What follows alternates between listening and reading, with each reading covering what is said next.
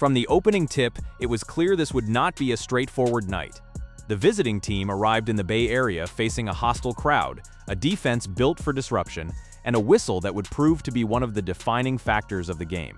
What followed was a performance shaped less by what the offense attempted than by what was taken away from them. Through officiating inconsistency, coaching rotation decisions that drew immediate criticism, and a defensive scheme that the home team executed at an exceptionally high level. The atmosphere inside the arena was exactly what home court advantage is designed to produce. The crowd was loud, coordinated in its hostility, and effective. For visiting players, arriving in an environment where the noise is sustained from the moment the starting lineups are announced creates a specific kind of psychological pressure. It does not always show up on the stat sheet, but it influences pace, communication, and composure at the margins that, in a tight game, tend to determine outcomes. What made this particular road environment more difficult was not the crowd alone. The home team came prepared with a defensive game plan that was physical, length-heavy, and relentless in its application across all 94 feet of the floor. Their defensive unit featured players with the kind of lateral quickness and wingspan that disrupts timing at every level of the court. They were not simply contesting shots, they were active in passing lanes, early in their rotations, and committed to turning every possession into a negotiation rather than an execution. The visitors came in with a system. The defense came in with an answer to that system. The full court pressure in particular set an uncomfortable tone from the first quarter. Handling the ball against a defense that is genuinely committed to applying pressure the entire length of the floor requires a level of composure and precision that is difficult to maintain across 40 minutes. Every catch became contested. Every entry pass required a second look. Every transition opportunity was smothered before it could develop into anything clean. The home team dictated tempo by making the opposing offense slow down, and in doing so, they eliminated the one thing that made the visitors most dangerous: pace. But the defense, however well constructed, did not operate in isolation. The officiating became a central issue almost immediately, and it remained one for the duration of the game. Within the first several minutes, the team's primary interior presence had picked up 2 fouls in rapid succession. Both calls were disputed on the floor, and both appeared to stem from defensive positioning that, under a consistent standard, would not typically draw whistles. The result was that the team's most important physical presence in the paint spent the majority of the first half on the bench. This is not a minor roster adjustment. Losing a dominant interior player to foul trouble in the first quarter fundamentally changes what an offense can do. Without a credible post presence on the floor, the spacing changes. The threat of the lob disappears. Defensive help rotations become less complicated for the opposition. The floor becomes more congested for perimeter players, who now have fewer options and less room.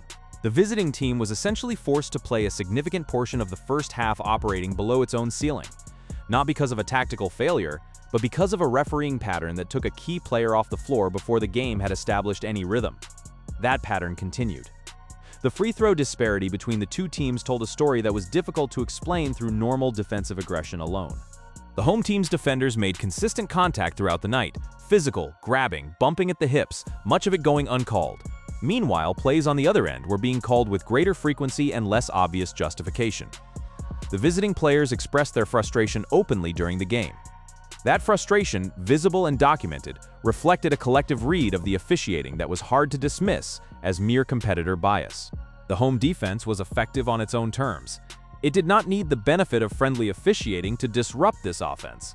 The length was real, the athleticism was real, the scheme was well prepared and well executed, but the officiating added a layer of difficulty on top of an already challenging environment, and that combination proved to be too much to overcome. Coaching decisions also became a point of contention during and after the game. The rotation choices made throughout the night were questioned at the time and examined more closely in the immediate aftermath. The team's substitution patterns were inconsistent in ways that made it difficult to establish any momentum. At several points during the game, lineups were altered precisely when a run appeared to be developing, breaking sequences that had begun to create problems for the defense.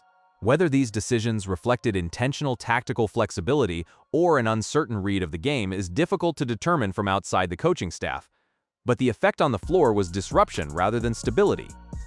The defensive assignments also attracted scrutiny. The home team's primary perimeter threats were not consistently matched against the visiting team's best individual defenders. Switching decisions in pick-and-roll coverage created mismatches that could have been avoided with more deliberate lineup construction. Rebounding positioning was another area where the game plan appeared underdeveloped. The home team collected second-chance opportunities throughout the night because the visitors failed to establish consistent box-out discipline. This was not a one-possession problem. It was a recurring pattern that allowed the home team to extend possessions on a night when the offense was already struggling to generate clean looks. The free throw line became an unlikely primary scoring mechanism for the visiting team, when the half-court offense could not generate the ball movement and spacing it needed, and when transition opportunities were limited by the pressure defense. The only reliable path to points ran through the officiating. The team made reasonable use of those opportunities, but fouling your way to the line is not a sustainable offensive strategy. It does not stretch defenses. It does not create rhythm. It keeps the score manageable without ever addressing the structural problem, which was that the offense had been functionally neutralized. Within this difficult context, one player's night stood out with a clarity that the loss could not obscure.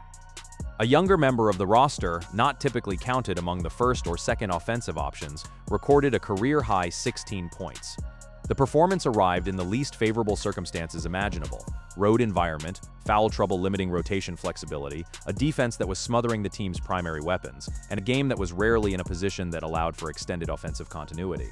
Despite all of that, the player found ways to contribute within the structure of the system, made good decisions under pressure, and did not attempt to expand beyond a defined role. The points came from smart positioning, disciplined shot selection, and an understanding of when to attack and when to move the ball. Career-high performances in hostile environments against elite defensive opposition on a night when nearly everything else is going wrong are the kinds of data points that matter in evaluating a player's development trajectory. This was not statistical accumulation in a favorable context. It was production generated in conditions specifically designed to suppress it. That distinction is meaningful. The broader question, once the immediate frustration of the loss settles, is what this game actually revealed about where the team stands. Road losses in difficult environments are not individually diagnostic. They become significant when the same problems appear across multiple games, when the corrections are not made, or when the coaching staff fails to demonstrate that it has learned from what went wrong. The officiating, by definition, is not something the coaching staff can control. But preparation for the specific challenge of road environments, where crews may call the game differently and where margin for error is smaller, is part of the job. So is building a rotation that can withstand the loss of a key player to early foul trouble, which is not a rare occurrence and should be anticipated as a scenario worth planning around. What the coaching staff can control is lineup construction, defensive assignments, rotation timing, and the team's positioning on the glass. None of those things were executed cleanly in this game, and all of them contributed to the loss in ways that are distinguishable from the officiating issues. The two problems coexisted, but they are separate. One of them can be corrected. The defensive scheme the home team employed is already drawing attention from analysts and opposing coaching staffs. The combination of full-court pressure, aggressive help rotations, and the specific length they deployed against the visiting team's primary options produced a blueprint that will be studied. It is not an entirely novel approach. Pressure defenses and physical man coverage have existed in various forms throughout the history of the sport, but the level of athleticism the home team applied to these concepts and the consistency with which they maintained it for 40 minutes was notable. Other teams looking for ways to slow down this particular offense will examine this tape carefully. The visiting team has faced hostile environments before and has generally found ways to adjust. The question is not whether they are capable of responding to this kind of defensive pressure based on their body of work. They clearly are. The question is whether the coaching staff makes the specific adjustments that this game exposed as necessary in rotation planning, defensive rebounding accountability, lineup construction, and the tactical management of foul trouble when it arrives early on key players. The crowd in the Bay Area accomplished what home crowds are supposed to accomplish. The noise was sustained and genuine. The atmosphere created real difficulty, but noise alone does not win games, and the home team's victory was built on more than decibel levels. It was built on a defensive scheme executed with precision, an officiating environment that leaned in a particular direction for most of the night, and a visiting coaching staff that did not make the in-game adjustments quickly enough to alter the trajectory. For the visiting team, one road loss in a difficult venue, against a team that came specifically prepared to play this style, is not a crisis. The sample size of one game does not rewrite what has been accomplished or what remains achievable. The margin in this loss was not insurmountable. Several of the contributing factors, officiating, foul trouble timing, crowd momentum, are unlikely to combine in exactly this way again. What should concern the team, and what the fan base is correctly focused on, is the portion of the loss that was within the coaching staff's control and was not addressed in real time. Rebounding was a problem. It was a problem that could have been corrected with different defensive assignments and more deliberate box-out communication. It was not corrected. Defensive rotations created matchups that the home team exploited repeatedly. Those mismatches were not eliminated through substitution or scheme adjustment. Rotation timing undermined offensive momentum at least twice during stretches where the team had begun to build something. Those decisions reviewed now are difficult to justify.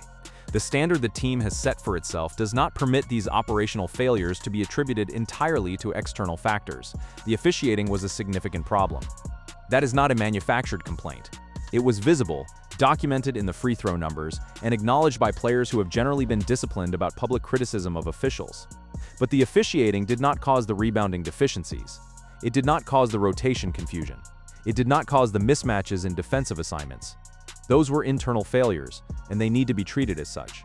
There is also a longer conversation to be had about the team's preparation for physical defensive environments. The style the home team played was not a secret. It was available on tape. The tendency to apply full-court pressure, to be aggressive in the post, to sell contact and draw whistles. These are established characteristics of this team's defensive identity, coming in underprepared for what that would look and feel like at game speed, particularly in the context of an already hostile environment, reflects a gap in the preparation process. The player who recorded the career-high 16 points offered one of the few clear bright spots in what was otherwise a difficult evening to evaluate. Growth is often most visible in adversity, and this performance was a meaningful demonstration of development. The ability to contribute at a high level when the primary options are neutralized, when the game plan is being tested, and when the environment is working against the visiting team is a skill set that teams need across their rosters. This player showed something real. The loss registers in the standings. It will be examined on tape. The adjustments it demands are available to be made. The team retains what it has built over the course of the season, a road game in the Bay Area, against a well-prepared opponent, in a foul trouble-affected environment with officiating that leaned consistently toward the home team. This is a loss that fits within the range of outcomes that long seasons produce. What matters now is the response, whether the coaching staff addresses what it can address, whether the team's preparation for physical defensive environments improves, and whether the rebounding and rotation failures recorded in this game are treated as correctable problems rather than acceptable outcomes.